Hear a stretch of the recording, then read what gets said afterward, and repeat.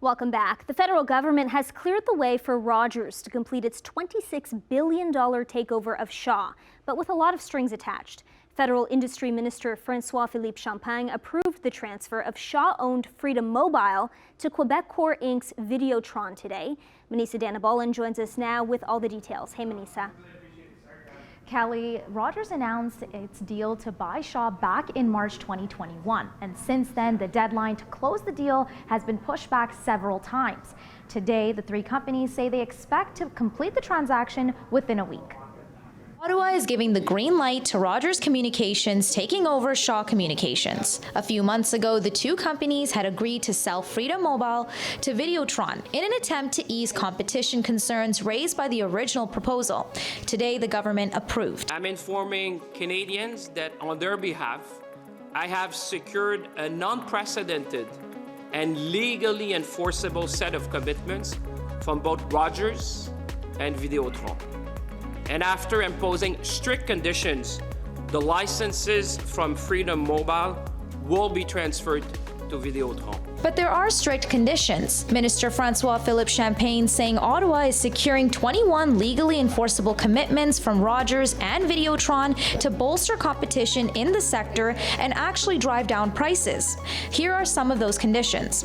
Videotron would have to commit to offering retail services that are at least 20% cheaper than major players outside its home territory.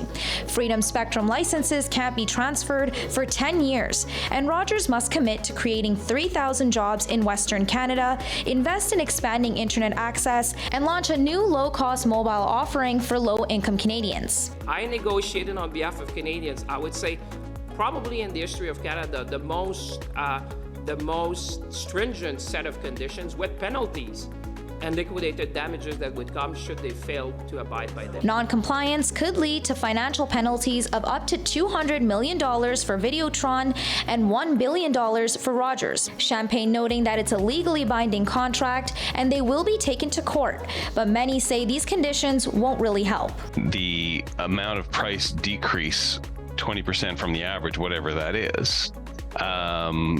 is going to go up if the big three raise their prices. So it may not mean that you've got a price decrease. They put 21 conditions, right? And they say, we can check on those. And those are, by the way, those are enforceable. But here's the thing, nobody knows how it's gonna work. So we'll have to wait for things to unfold, and then we'll be able to tell, yes, it works, or no, it doesn't work. While the merging parties are pleased with the announcement, many who have been sounding the alarm about the deal since its launch are disappointed. Some of the major concerns are paying higher prices due to lack of competition and losing jobs. If history is any indication, usually in the long run, those mergers result in huge companies that are becoming less and less efficient at the expense of consumers. This announcement comes days after the Liberal budget promised to tackle telecommunications junk fees such as roaming charges.